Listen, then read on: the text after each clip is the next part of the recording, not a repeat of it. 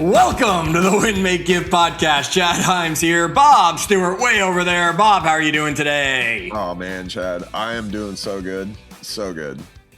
Tell me something, Bob. Tell me something good, as Clint Swindoll would ask. My wife is a really good cook. Here, this is something good. She's a really good cook, but she had never done St. Patrick's Day, like any kind of a traditional St. Patrick's Irish. And so like corned beef and all that, yeah. That's it, man. Last night for St. Patrick's Day, so you guys can get a sense of when we're recording this, but she made corned beef, dude, and cabbage, and it was delicious.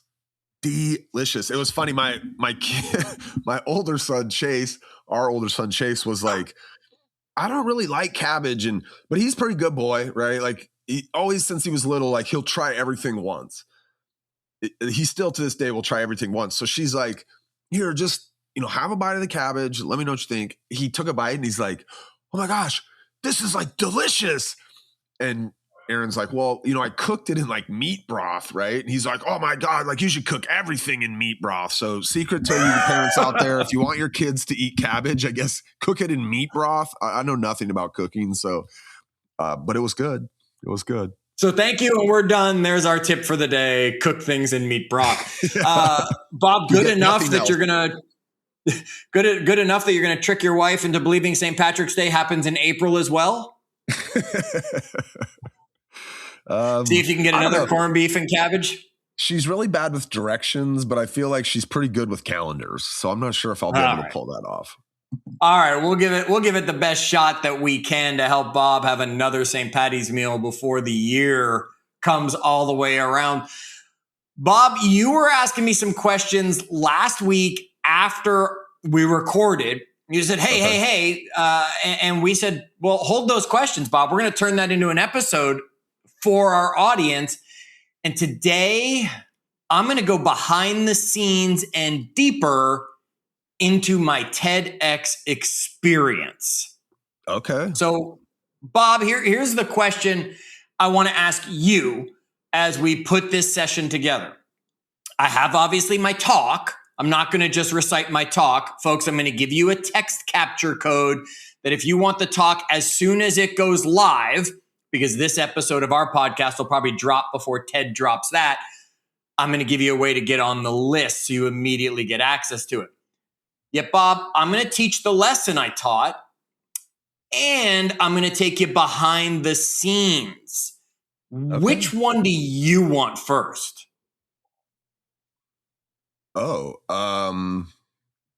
Take me behind the scenes first. I want to, okay. Like, my wife would tell you, I'm one of these people, I like a good story. I'm all about the setup of the story.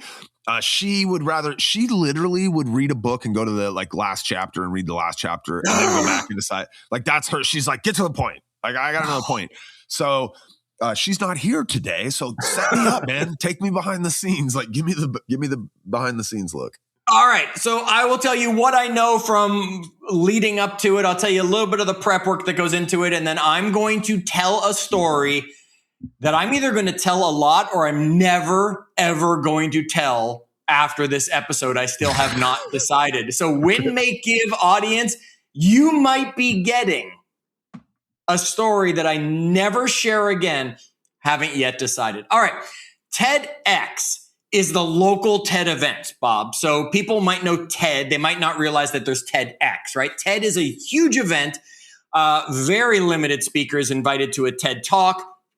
And it is a huge, huge thing that they do, I think only annually. TEDx are events that will happen in your hometown. And here's what I found out. You can host one. It's just an application to TED to get the licensing to host a local TEDx event. And then there's some rules you have to follow and et cetera, et cetera, et cetera. Yet anybody can actually host a TEDx event. They're not TED doing the work. They're people saying, we want to bring an event to our area and license you. Okay. So one came to our area 45 minutes away from where I live, and I was the host, Chris. He asked me to submit an application. Why? Why do you know this person? Is this a relationship you've had for years? Okay. Chris is a coach. I'm a coach. We both came up through the same real estate industry. We crossed paths, many times. And Chris said to me, man, I know you're in the area. I know you're not far. And I know you're a heck of a speaker. Would you do me a favor? Would you submit an application and consider being part of this? So the first thing I learned about a TEDx talk, folks, is you have to submit an application to be approved. What happens is they take your applications, they strip out any information from the application that would identify who you are. And then the applications are given to the person who's leading the event, who usually has a kind of board that helps them decide which talks to select. Okay. So no one knows who's submitting. So I'm not judging and saying, I want to make sure my friend Bob gets picked. Okay. Or, oh my gosh, I don't think that person, I don't like that person, I'm not going to choose it. We don't know whose is whose, as we had the opportunity to help select from the 35 applications, the 12 speakers that would be part of the event. Okay. From there, you better write your talk. Here's the thing about a TEDx talk. No cue cards. No cheat monitor. Slide deck behind? If you want a slide deck, you can have a slide deck behind you, which depending on certain setups, yes, you'll have the speaker monitor for that, so you can see the slides. Did you have a slide deck? I did not. And did you have so you could have, you just chose not to? Slides would not have enhanced my talk in any way. I did not want to detract from my talk by having slides. Got it. Because the reason I asked that is because that's why I'm telling you. Sometimes I will, like, if I'm doing a presentation, the slides are my, keep me on track and keep me on time and those things. Chad, you and I are both similar. Even when we do have slides, it's, a picture and a word or a phrase or something. It's not like there's a bunch on there. So, okay, got it. No, it's and there were some people who had a bunch of words on their slides. And then there were a bunch of people who did use slides that had the same style we would do, Bob, where there's a picture of a horse. And that's enough to trigger us to know what to talk about and how it connects to the horse. And then there were a bunch of us that had no slides, flat black screen behind us. I probably went through 20 to 25 edits of the talk. That's how many times you will go over this. I had 3 other people reviewing my talk, ripping it apart, restructuring it, changing words, some that just said, this is awesome, and walk away from it and not be much help. Wait, should I be offended that you never asked me to review your talk? I absolutely was not going to ask you to review my talk. No, you weren't on that list. Because I know your style is my style, which is we free flow a lot of our talk. Okay. This couldn't be that. So you needed the anti-Chad to look at your stuff. That's right. This is your son just doing that talk. We saw you post on social media, 3-minute talk in front of his class without a note in front of him. Yeah. This is that talk. Okay, got it. All right. So I'll tell you, one of the women who helped me edit this, I think she's 14, and she is a TED Talk coach. That is what she does. She at 14, she's in maybe 16, maybe she's in school because she was like, I can't get back to you until the end of the school day. She helps people write their talks and edit their talks from what they have. So it was brutal. Bob, you have to have proof. It can't be any of the talks we talk about where we just say things like research shows. You better be ready to say, Professor such and such from such and such has shown blank. Okay. So I got my talk put together for probably 3 weeks, 2 weeks. 2 weeks before the event, I locked in my talk. I said, no more edits allowed. And Bob, I mumbled to myself everywhere I went. I walked from the house to the pickleball court. It's a 15-minute walk. My talks we were told to be about 12 minutes, give or take. So I had the time to run my talk on the way and on the way back. Every day going to pickleball. Every night before bed, coming into my office, pacing in a circle, running the talk before I let myself go to bed. Getting this talk down. Chad, let me ask you a question about practicing the talk. Did you do it out loud? Like when you say you're walking to pickleball, are you like, is your wife so tired of hearing this talk that she will just... She wasn't walking with me, but golfers were looking at me like, what are you saying? Why aren't you saying hello to me? Yes. Folks, memorization tip number 1, out loud. Yeah. Don't just say it in your head. Memorization tip number 2, say it quickly, like the guy at the end of the commercial that's talking about all the legal disclaimers that they don't want you to pay attention to. This helps your brain process it quicker. Memorization tip 3, do it in blocks. Do not go top to bottom. Do block 1, block 2. Go back. Do block 1. You had a 12-minute talk. How many blocks was a 12-minute talk breaking up into? 4? About 6 or 7 blocks is what I ended up having as I went through it. And practice. Okay, so Bob, the day of the event comes. My daughter was visiting. So she said, can I come? She's 25. She wanted to be at the event. So hopped in the car with me. We made the drive up there. Got to the venue. Bob, I want you to think of the smallest room you've ever done a training in. Okay. Smaller than that is the room we were in. It was a black box theater, folks, that was 4 seats on the left, 4 seats on the right, with the aisle in the middle of the theater. And it was maybe 10 rows deep. So it held 60 to 80 people. They took some of the seats for the cameras and stuff. Yet, I mean, wow, right? And Bob, intimate, they call that, Chad, an intimate setting. Intimate setting to the point that I could touch the person in the front row from giving my talk. Now, you can't leave the red dot. Are you elevated on the stage, or are you at the same level as them? They were all elevated seat-wise after the first row. I was flat level with the first row. Okay, got it. There is the red carpet that goes on the ground that you have seen from TED, or the red dot, depending on the venue. You cannot leave the dot. So, Bob, I want you to give your next talk and stand still. Good luck. I know how much of a challenge that is, right? Wow. So, I might be out right there, bud. Yeah, we're in the room. We get the chance to get comfortable, get a feel for it. The day starts. Our host decided we were going to do 3 speakers, take a 15-minute break, 3 speakers, then we'd be at the lunch break, and then repeat that in the afternoon because we had 12 speakers. Okay. So the first 3 speakers all went, did a great job. We took a 15-minute break. I was speaker 4, which meant after the break, I was coming back. So they all get back to their seats. The host goes to introduce. Now, folks, this is the part of the tale I don't know if I'll ever tell again. So if you don't want to listen to anything on this podcast, you don't want the lesson I'm going to teach shortly, that's fine. Check this out. You may never hear it again. Bob, I got called up onto the stage. I entered onto the platform, onto the stage, not a platform. I stood on the circle. Camera guy told us, wait a second. Because it was all about the camera. It wasn't really about the audience. It's about, for TED, getting the great video that hopefully ends up on TED's YouTube channel. Yeah. Who picked out your outfit? Did you pick your own outfit my wife. out? My wife.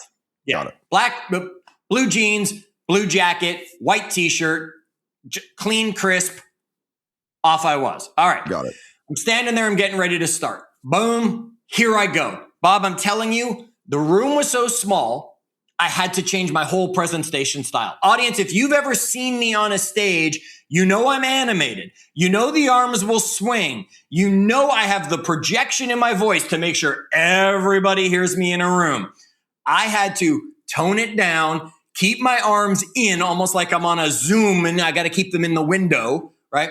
And I couldn't move more than half a step basically to the right or half a step to the left. I'm in the circle. I'm going. I'm delivering my talk, Bob. I've got them on the edge of their seats.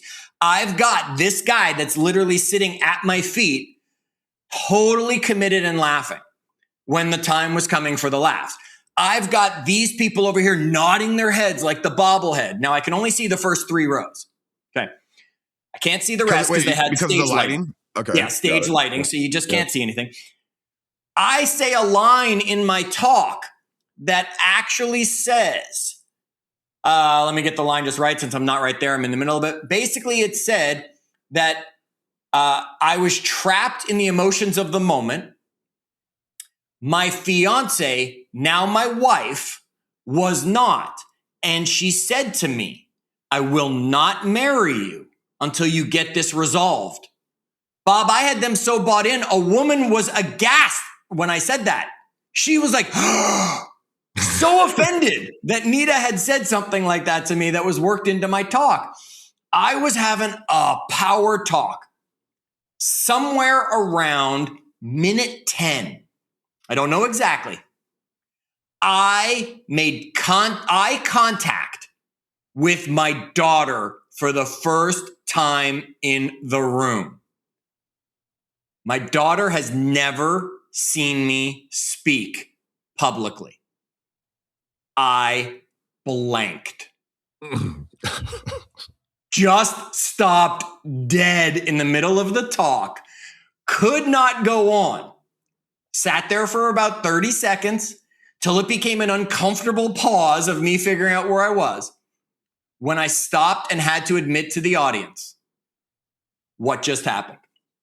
And I said, I've never spoken in front of my daughter. I managed to avoid looking at her until now. I just made eye contact with her. And folks, I blanked seeing my daughter sitting there in the audience.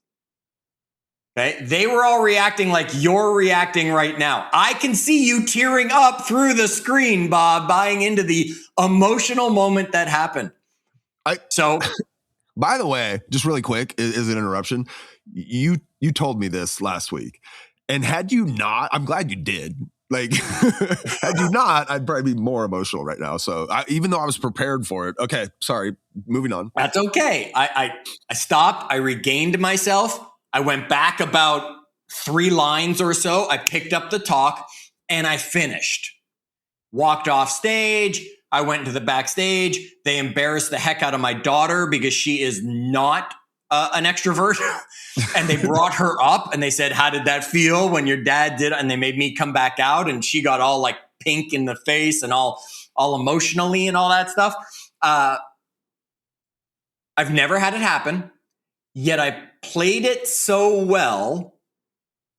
Everybody asked me, was that part of the presentation? They really thought I stopped on purpose to make that happen and to have that moment. Now, Bob, after that, some other good presentations happened and all that, and it was a wonderful rest of the day. Since then, I've been waiting. I got the video sent to me of it, and Bob, I've watched it 4 times, and I cannot tell where I glitched. So you and I were talking about this. So they took that out of there. Yeah, and they did their cuts. 2-camera shoot. And they had some audience, B-roll to cut to when people are nodding their heads and stuff. I've watched it and I can't tell. Like when they cut to the audience, I'm like, no, that's not where I messed up. I know that's not where I messed up. And when I do, I can't find it, which is why I'm not sure if I'll ever tell the story again because the video looks like there was not a second of pause in my world. I love that. I'm waiting on the video to be approved by TED, where they then post it onto the TED YouTube channel. And then we hope to spread the message to as many people as possible. Folks, if you want that video as soon as it hits TED and you're listening to this, I'm going to ask you to do this. Text the word unscripted to the number 59559. That's it. Just text unscripted to 59559. You will get on my list. I will give you some updates as I get them. And I will shoot you the video link before anyone else knows it's anywhere, before I post it on any socials, anything like that. You will have access to that information. Why the word unscripted? Because that was the theme. Okay, I was going to say, is that appropriate given that you just spent the last like 5 of the minutes we've been here already telling us about how you practiced and you edited it 15 times and on and on? Okay. The theme, there's always a theme. Roger.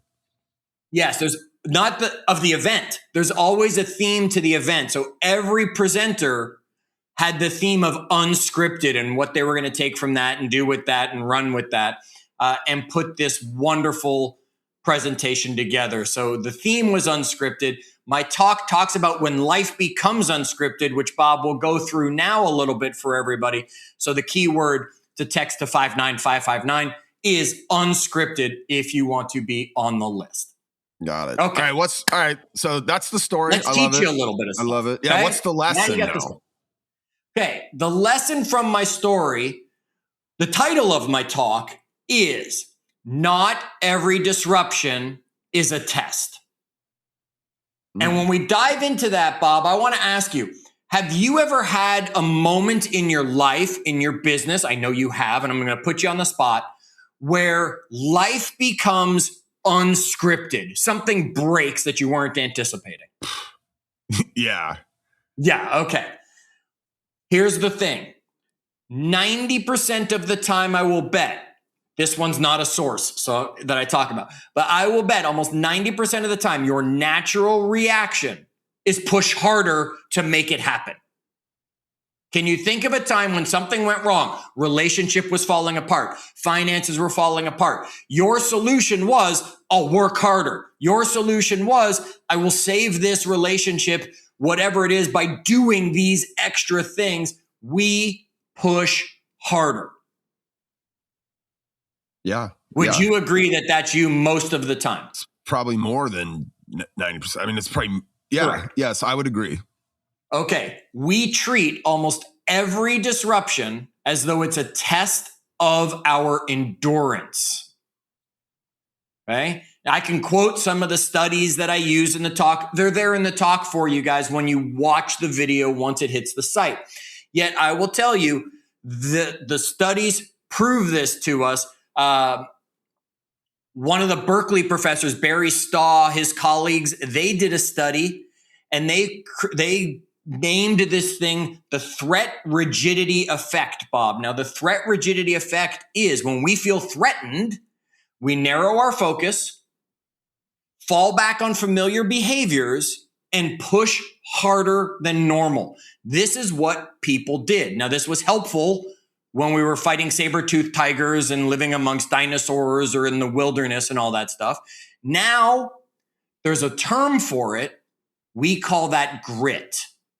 That's what everybody has named it today. And the challenge is we default to grit too often. We need awareness, not always grit, folks. Okay, Bob? so Chad, let me ask you a question then. So you've defined for me or maybe label the opposite side of that, right? So I'm like, okay, I just, signal. You almost said the word right there, right?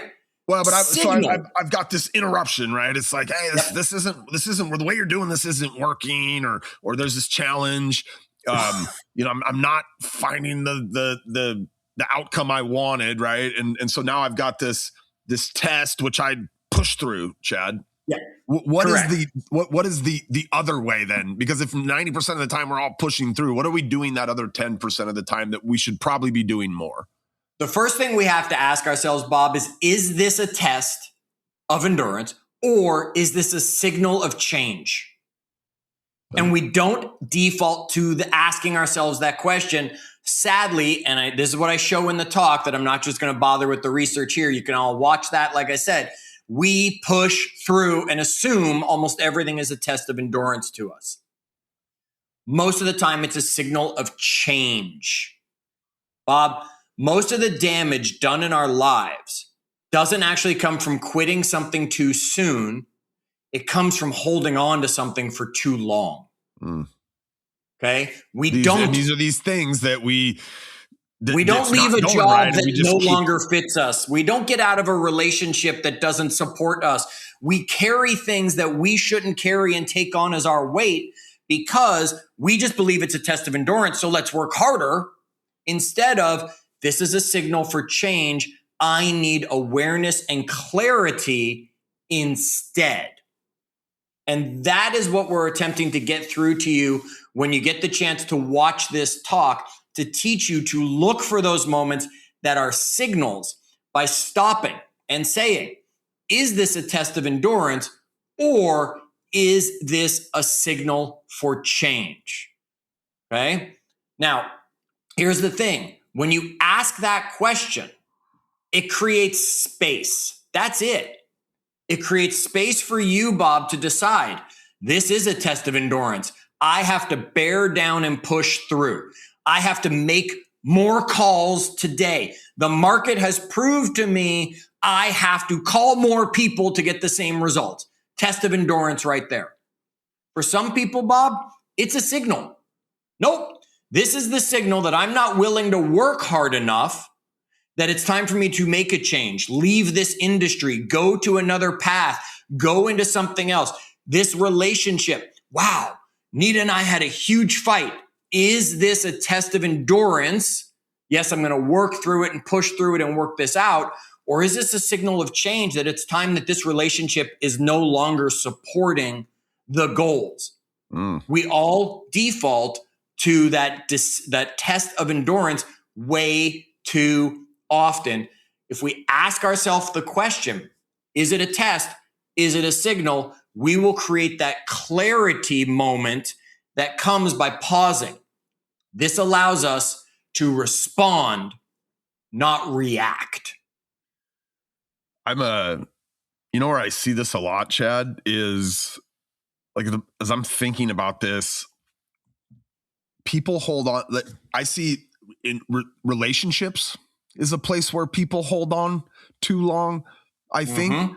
And that's it's kind of a callous thing to say. I don't want it to come off that way. You know, I think about, and he's shared the story many, many times, so I don't feel bad sharing it. But I think about how Ben would deal with his mom, you know, and she was an alcoholic, and he was never going to cut his mother off, but he, at some point in his life, decided he could only answer her calls before, 10 a.m. or noon or whatever it was, because he knew if he answered them at 3 o'clock, it was going to be a whole different story.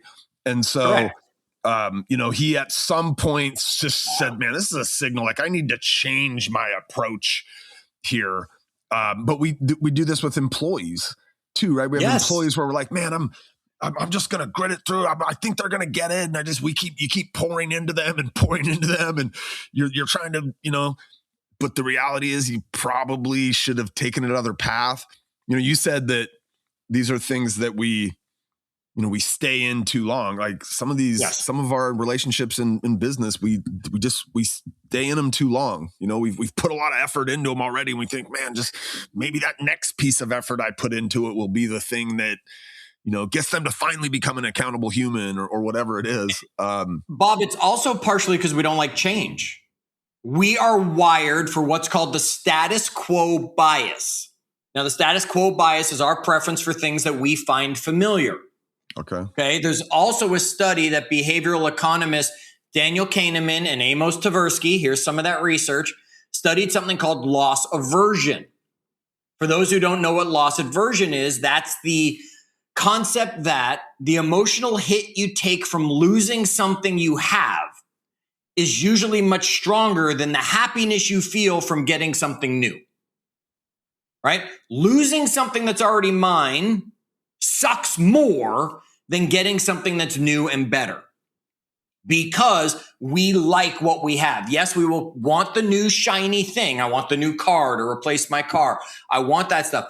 Yet something that you get a new car, you'll tell me all the wonders of it. And in the back of your mind, you're still saying, it's just not as comfortable though as my old car. Yeah. Or I really liked how my old car had this thing here. That's so funny. Right? We got a car recently, and my wife hates the cup holder in the new car because the old car fit her bigger cup. That's it, right? She's happy about the new car, happy about all of the new gadgets and gizmos that technology has brought.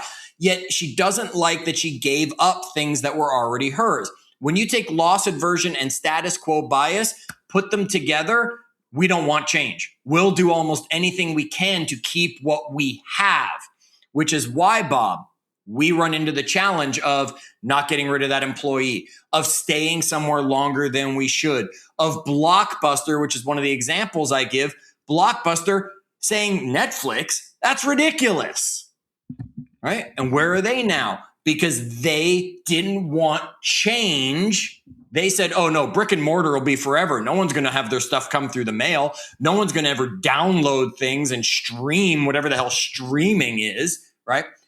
It's the challenge we all run into. Now, Bob, what I want people to start taking away, obviously I want them to watch the whole talk because I'll give you the proof. I'll give you the stuff that goes with it. I want you to ask yourself two questions now, folks. When you run up to a disruption, question number one, Bob, is this a test of my endurance or is this a signal of change? That's the question to ask yourself right away. If that question is not enough to help you figure out the next step, ask this.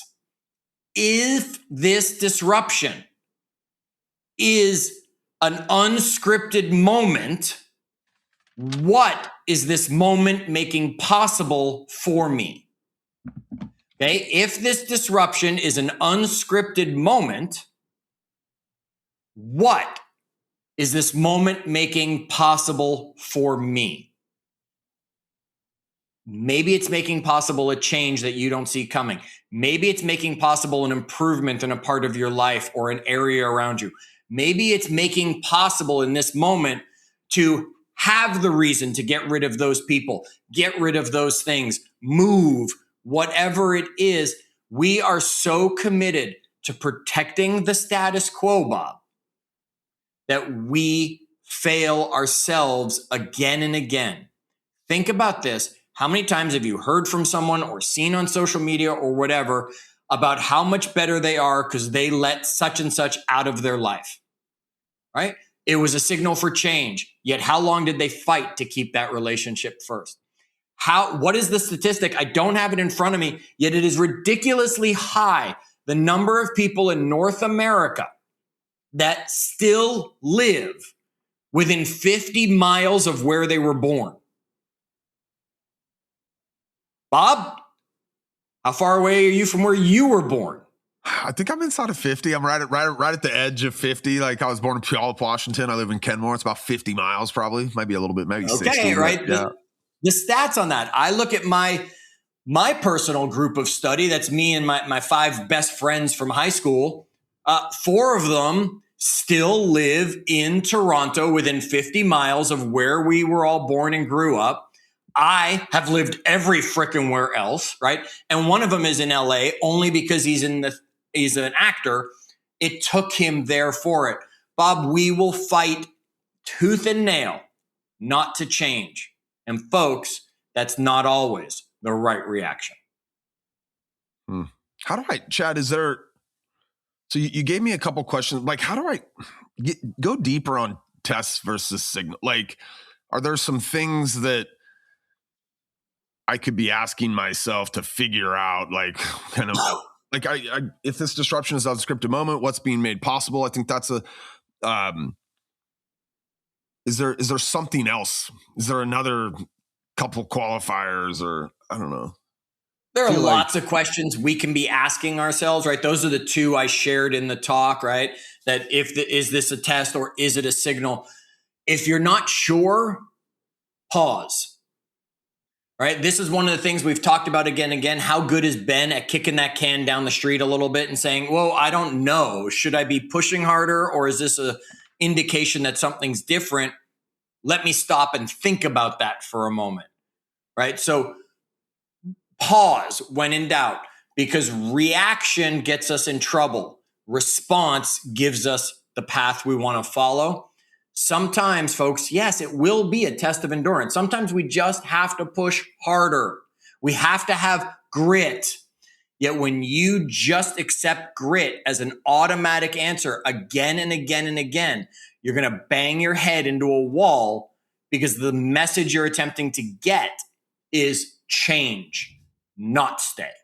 So be careful throwing that word around, because it's become a hot catchphrase. I have so many thoughts on this around relationships, whether they be personal relationships or work relationships. And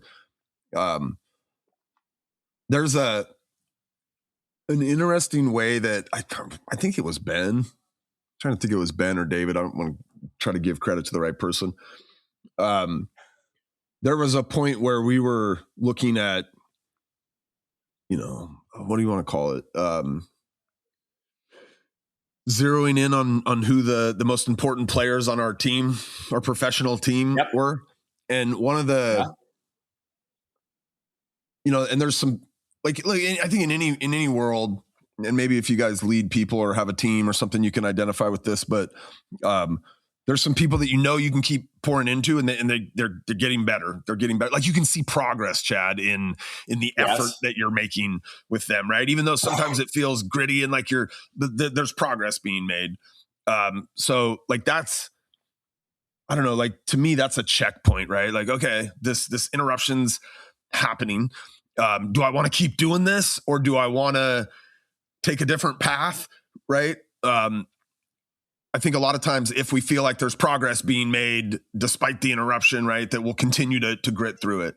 But another one is, and this was, it had to have been Ben. I remember him asking me so let's say I had a team of 10. I don't know how many there were, but let's just say it was 10. One of the questions he asked me is like, I want you to think about all 10. If you had to hire them again today, would you?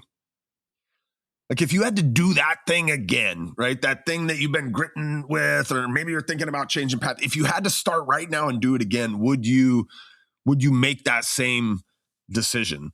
That's another thing that I think, like, as I think you run into this kind of stuff all the time in your personal relationships with people, in just actions that you're taking in your job or whatever. And you're like, I don't know if I just do this one more time, but like, if I'd never started doing this, because a lot of times it's like this sunk cost that you're considering, Chad, right?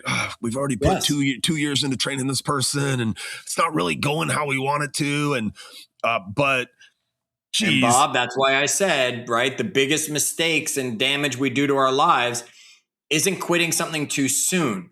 It's holding on too long, because a year ago you should have let that person go, yet now you're 2 years into it.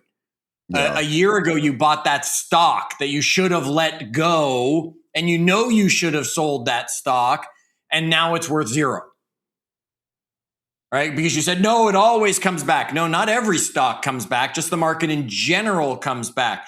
Right now, you're experiencing a test when it comes to a disruption in the stock market. Is it endurance?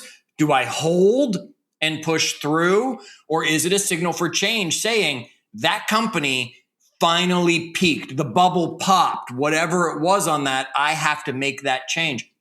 Folks, it happens in our health. It happens in our finances. It happens in our relationships. It happens in our leadership. It happens in our jobs. It happens every single place. Disruptions show up again and again. I almost guarantee it, you can't go a day without a disruption. It's just a matter of how large the disruption might be. And without even thinking about it, almost every disruption that comes up, you just push through. Should you sit in that traffic knowing the accident's ahead? Or should you change course and go a different way to get around it? You don't think twice. You just sit there and push through. Should I push through? Should I push through? Take the time and ask yourself the question, is it a test or is it a signal? And let some clarity come to you. I love it, Chad.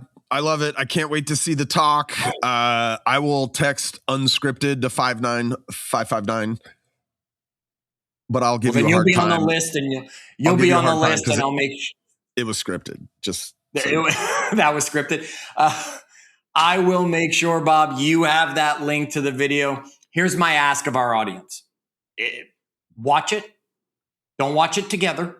You can. Yet the more watches, the better. And share it with everyone. We have a friend, Brian Gubernick, who many of you may know because he has the No Days Off podcast as part of the Win, Make, Give network.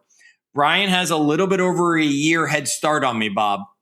And he has broken 1 million views on his TED Talk that is out there. All right, well, let's help Chad track him down. Yeah. I got to close the gap, and I'm looking to you, Win, Make, Give audience, to help me make that happen when the time comes.